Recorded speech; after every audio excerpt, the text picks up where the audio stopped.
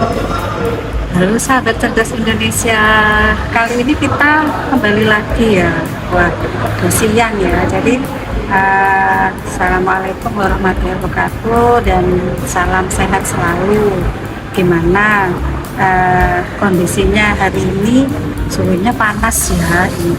Jadi panas sekali gitu ya, sehingga meskipun ada AC pun, nah ini juga enggak apa ya istilahnya itu merasa panas, tapi dengan panasnya suhu pikiran kita jangan semakin panas terus. Ayo kita dinginkan dengan materi yang kali ini, yaitu why apa itu bukti audit, terus why apa itu alat bukti, terus why apa mengapa ya. Jadi kertas kerja pemeriksaan itu dibutuhkan di mana. Oke, nah Ibu akan menjelaskan sebentar lagi ya. Nah semuanya sudah tahu ya, bukti audit. Nah kalau namanya berarti kalau namanya bukti berarti harus ada apa? Nah harus ada peristiwa kan gitu ya. Kalau ada peristiwa terus sudah ada bukti, berarti itu namanya ya zong ya zong, tapi buktinya fiktif,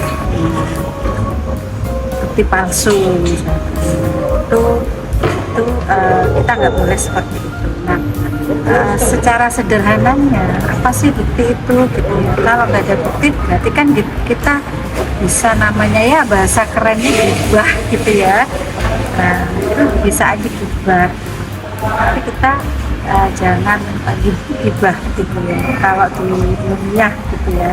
Di dalam pekerjaan, nah itu kita harus berdasarkan bukti sebelum kita memperoleh solusi bisa. Nah bukti itu bisa dari kanan kiri gitu, dari kanan kiri dan semua gitu ya, semua media, dari mata, dari telinga, dari tangan, apapun itu bisa merupakan bukti. Nah sehingga secara sederhananya bukti itu adalah ini ya, ingat ya, jadi bukti itu adalah semua media informasi, ini semua media informasi ya, ini yang digunakan. Nah, karena kita berbicara audit, yaitu berarti auditor gitu ya, untuk mendukung argumentasi. Nah secara sederhananya jadi auditor untuk mendukung argumentasinya, dia harus menggunakan semua media yang bisa digunakan ya, sebagai pendukung argumentasi atau pendapat gitu ya. Atau bisa aja disebutkan bahwa bukti audit itu merupakan kesimpulan ya, ini dan kesimpulan dalam meyakinkan tingkat kesesuaian antara kondisi dengan kriteria. Apakah kriteria, apakah kondisi. Nah kriteria itu kita mengetahui bahwa perusahaan itu ya, klien itu berdasarkan apa, misalkan berdasarkan SAKIMRS gitu ya. Nah berarti ini kriterianya. Nah sehingga nanti kondisinya, buktinya ini harus berdasarkan IFRS. Jangan sampai SAK yang digunakan IFRS kemudian auditornya memakai bukti SAKETAP, jadi nggak nyambung kan.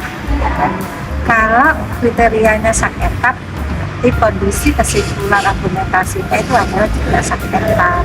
Nah ada juga yang mengatakan bahwa bukti audit itu merupakan data akuntansi ya, ini dan semua informasi penguat gitu ya yang tersedia bagi auditor. Nah sekarang di dalam standar pekerjaan lapang ya, jadi auditor itu harus ke lapangan. Nah itu standar yang ketiga itu berbunyi bahwa bukti audit yang kompeten yang cukup harus diperoleh melalui inspeksi, ya ini pengamatan, terus pengajuan pertanyaan atau interview of the client, kemudian konfirmasi ya, sebagai dasar yang memadai untuk menyatakan pendapat atas laporan keuangan yang diaudit.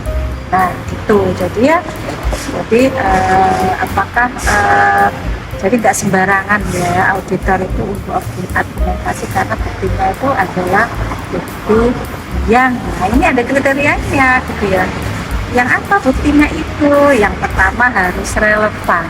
Nah, relevan itu maksudnya apa?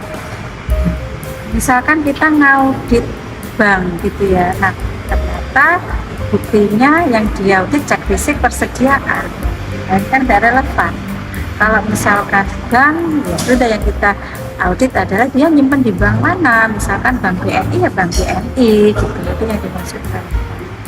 Kemudian kompeten, jadi kompeten itu bukti itu dilihat gitu ya, misalkan oh kalau ada pengeluaran kas, nah siapa yang mengeluarkan kas, berarti kan kasir, nah di situ harus tanda tangan kasir. Siapa yang menerima uang, nah uangnya itu juga tanda tangan, itu salah satu yang mengungkapkan bahwa bukti itu kompeten. Ya nggak usah jauh-jauh, misalkan kita naik pesawat gitu ya. Nah sebelum bisa naik pesawat, meskipun kita sudah beli tiketnya gitu kan, tapi bukti kompeten apa? Oh mana KTP gitulah. Ini KTP itu juga pendukung supaya bukti kompeten, karena kalau tiket pesawat aja masih belum dipercaya. Kemudian cukup, ya ini cukup itu maksudnya idealnya kita itu kalau pemeriksaan itu misalkan ada 1000 transaksi gitu ya, nah itu seharusnya idealnya 1000 transaksi itu kita audit gitu.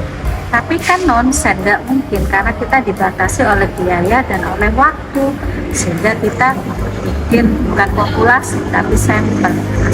Nah, samplingnya ini harus cukup agar nanti argumentasi yang sampling ini sudah bisa mengakomodir untuk yang populasi itu. Ya ini jadi misalkan dari 1000 transaksi misalkan kita berapa persen untuk menjadi sampling, misalkan 20% atau 25%, tinggal mengalihkan aja gitu ya.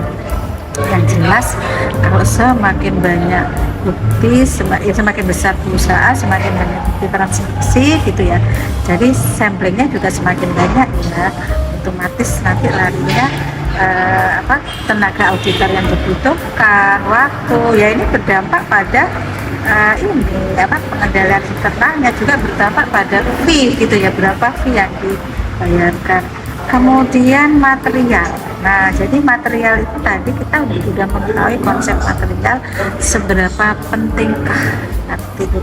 Ada suatu kejadian mungkin auditor yang satu ini nggak material, nggak penting, tapi auditor yang lain wah ini penting gitu ya, sehingga di dalam menaudit tadi karena itu suatu tim, nah itu harus ditentukan. Nah berapa dinyatakan penting berapa persen gitu. Nggak ada ketentuan sih, cuma umumnya adalah maksimal 5%. Jadi kalau di atas 5% itu sudah dianggap penting. Kemudian selain kita kenal tadi tentang karakteristiknya, tadi jangan lupa ya, jadi relevan, kompeten, cukup, sama material. Nah, sekarang kita berbicara dengan jenis-jenis bukti audit. Nah, jenisnya apa? Nah, ini kayak ini kan kursi ya. Nah, ini bantal ini. Nah, ini saya gitu nih. Ini apa ini? Ini berarti fisik kan di kursi ini. Ada. Nah, ada dua. Ini yang dimaksud fisik. Kemudian ini pegang HP. Nah, HP ini adalah fisik ya. Jadi bukti pengujian fisik. Kemudian ini laptop ini, nah ini juga merupakan fisik ya. Jadi bukti pengujian fisik itu diperlukan untuk ya misalkan kita punya berapa banyak uang gitu ya di brankas misalnya. Nah itu kan dihitung kan uangnya, nah itu cek fisik. Kemudian kita mengatakan bahwa saya punya persediaan gitu, berapa 200 ya 200 persediaan. Nah berarti persediaan itu juga harus dicek fisik ya, aset tetap terutama ya, misalkan ada kendaraan, terus ada tanah gitu ya. Ini lihat, ini kan ini hotel di mana nih, tadi ada kegiatan. Nah di sini gedung-gedung ini, nah ini juga dikoreksi secara fisik ya, untuk yang fisik. Nah aset tetap pokoknya ngerti ya, kalau misalnya itu manusianya berapa orang karyawannya, 60 ya dihitung orangnya 60 gitu. Jangan misalkan nggak usah dicek ini kan tanda tangannya sudah 60. Nah itu nggak bisa, harus tetap orangnya gitu ya yang dicek fisik. Nah yang kedua adalah bukti dokumen. Nah dokumen itu inilah nanti yang berhubungan dengan kertas kerja pemeriksaan tadi. Jadi dokumennya ini segala bukti apapun itu nanti kita taruh, misalkan di situ ada current file gitu ya, current file, kemudian permanent file, correspondent file gitu. Jadi dokumen itu apapun, jangan sampai sekarang tuh dokumen tuh misalkan hanya mana foto-fotonya, mana bukan itu ya ini. Jadi dokumen itu semuanya nanti yang bisa digunakan untuk pendukung argumentasi dan ditaruh file ya.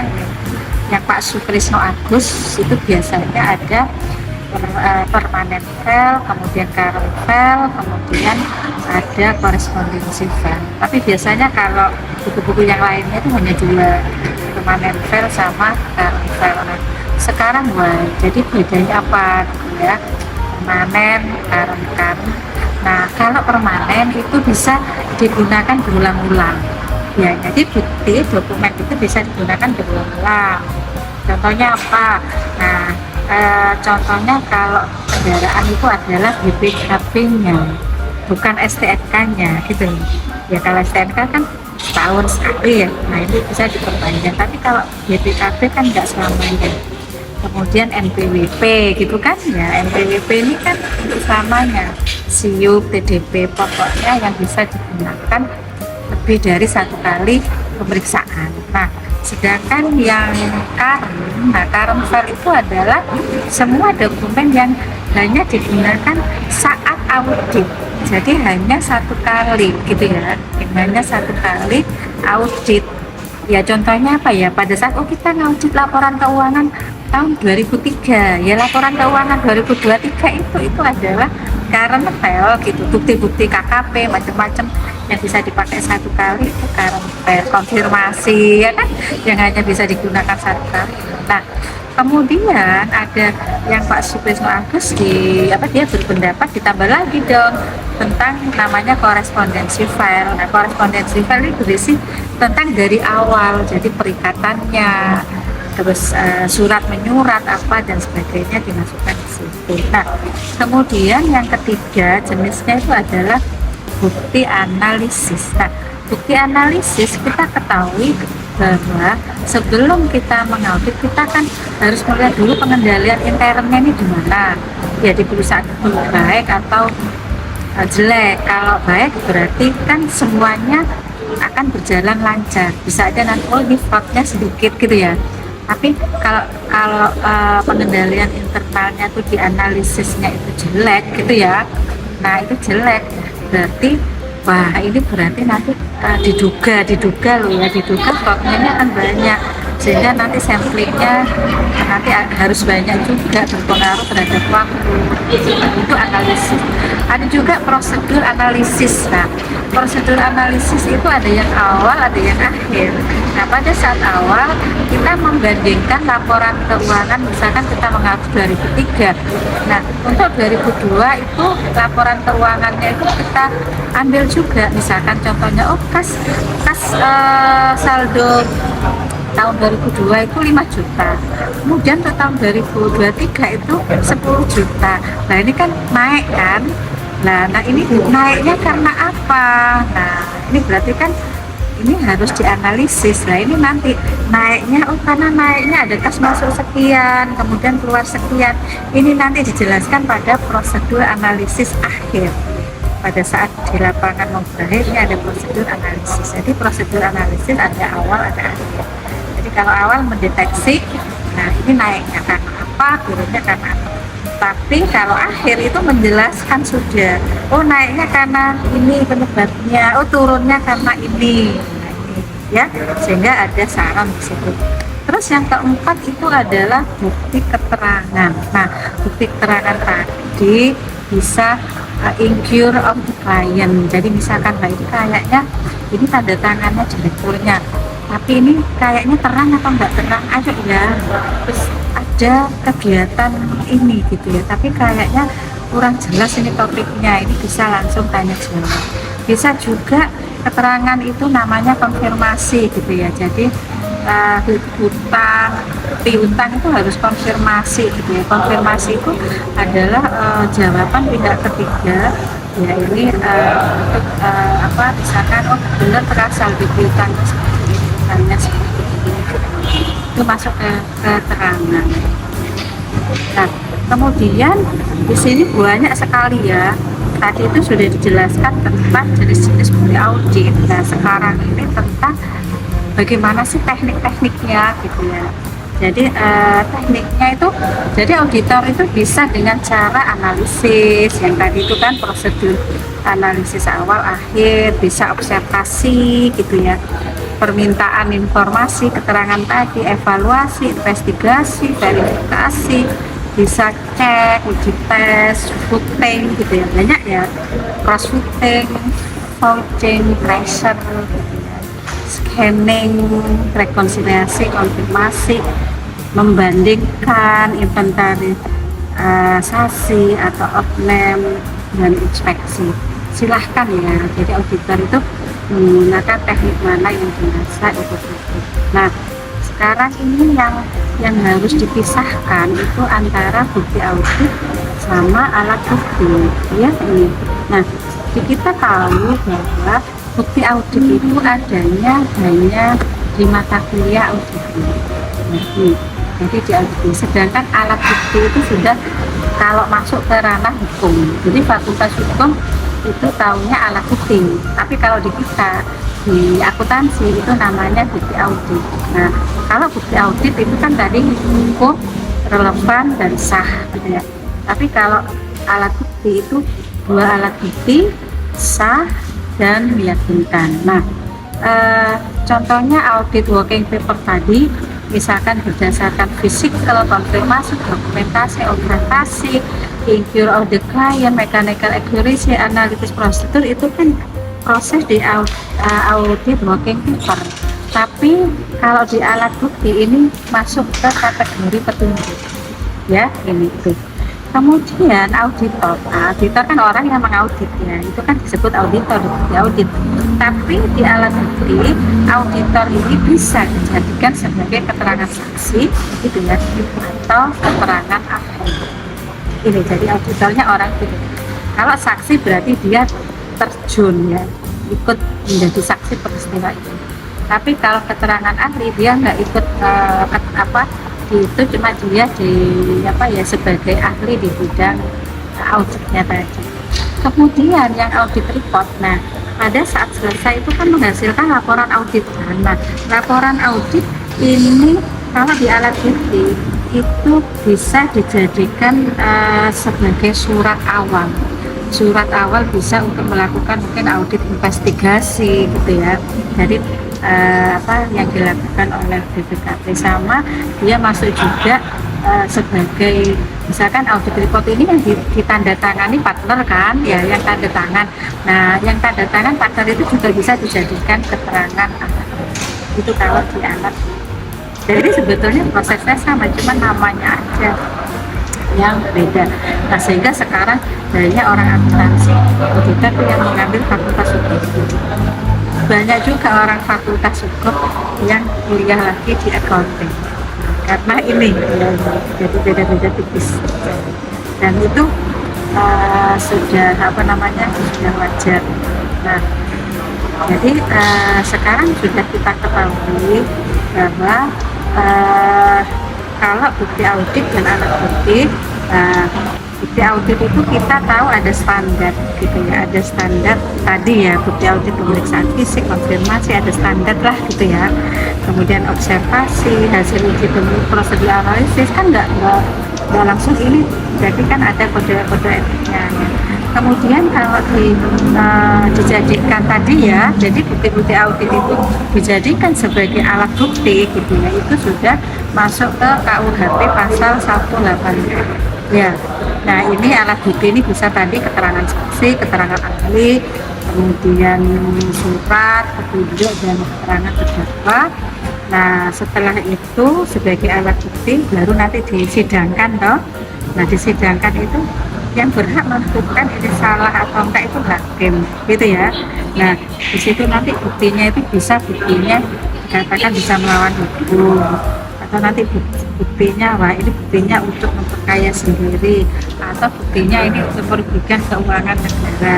Jadi bukti-bukti yang ada itu nanti bisa dikategorikan di situ gitu ya, apakah melawan hukum buktinya ini, apakah memperkaya diri atau korporasi, atau merugikan keuangan negara. Nanti disidangkan, setelah disidangkan baru hakim nanti yang memutuskan. Nah seperti itu untuk yang bukti audit dan alat bukti.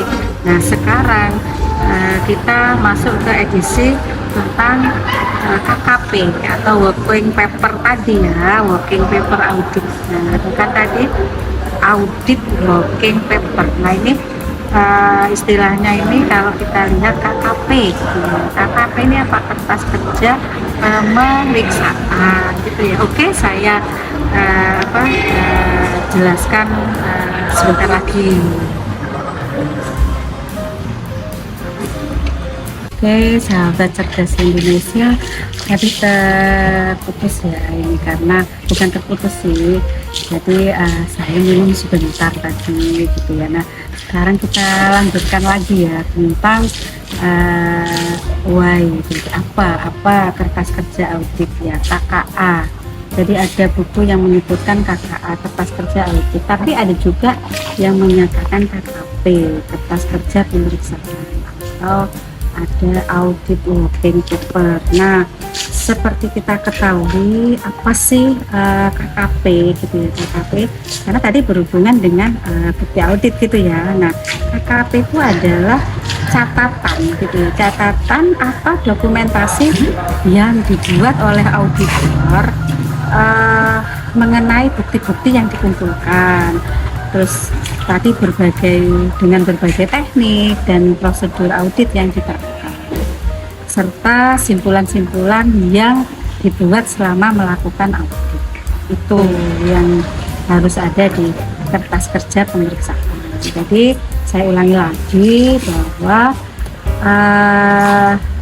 KKP atau ada yang menyebut KKA itu adalah catatan atau dokumentasi yang dibuat oleh auditor mengenai bukti-bukti yang dikumpulkan dari berbagai teknik dan prosedur audit yang diterapkan, serta simpulan-simpulan yang dibuat selama melakukan audit gitu ya ini.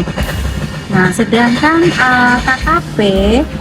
KKP itu mencerminkan gitu ya, yang mencerminkan yaitu yang pertama tentang kegiatan audit gitu ya. Ya, bisa kedengaran ya, tentang kegiatan audit mulai dari perencanaan, survei pendahuluan, evaluasi, pengendalian manajemen, pengujian substantif sampai dengan pelaporan dan tindak lanjut hasil audit. Ya, kemudian KKP juga mencerminkan langkah-langkah audit gitu ya yang ditempuh. Jadi pengujian yang dilakukan, informasi yang diperoleh, dan simpulan-simpulan hasil audit. Nah, sedangkan tujuan dan manfaat dari kita sebutkan aja KKA gitu ya, kertas kerja audit gitu ya. kalau pemeriksaan nanti biar nanti pemeriksaan apa gitu ya, apakah pemeriksaan investigasi apa kita sebutkan aja, manfaat, tapi tadi anunya KKP. KKP ya udah kita ini aja KKP. Yang pertama harus merupakan pendukung laporan audit, dokumentasi informasi. Terus yang ketiga itu identifikasi dan dokumentasi temuan audit, pendukung pembahasan, terus media review pengawas, terus bahan pembuktian, referensi, terus membantu auditor ekstern, terus sarana pengembalian gitu. Sedangkan jenis-jenis KKP ya atau KKA itu ada yang utama gitu ya, ada yang intisar, ada yang pendukung. Nah, utama ini biasanya top schedule gitu ya. Nah, ini berisi simpulan audit. Kemudian kalau pendukung ini berisi dasar yang digunakan untuk mendukung KKP tadi atau KKA. Kemudian intisar gitu ya. Intisar ini adalah yang berisi ringkasan ya, ringkasan dari KKA yang berisi informasi sejenis. Nah, sedangkan prinsip penyusunan KKA gitu ya atau KKP ini yaitu relevan, sesuai dengan PKA, lengkap dan cermat, mudah dipahami, rapi, efisien dan seragam. Sedangkan isinya, nah wah ini isinya adalah wah banyak sekali ya, nanti bisa dilihat ya, bisa dilihat nanti di slide ini ya, saya sebutkan aja ada salinan, hasil, gambar sampai ke catatan atas tindak lanjut. Nah nanti lihat ya di ini, silakan dibaca. Kemudian pengelompokan. Nah, pengelompokan tadi ada yang dasar actual, jadi current file yang sudah saya sebutkan tadi, sama permanent file. Ya, ini jadi itu dasar pengelompokannya. Itu yang di Pak Kris itu korespondensi. Nah, sedangkan untuk ini ya, ini yang terakhir ya, yang terakhir. Nah, ini untuk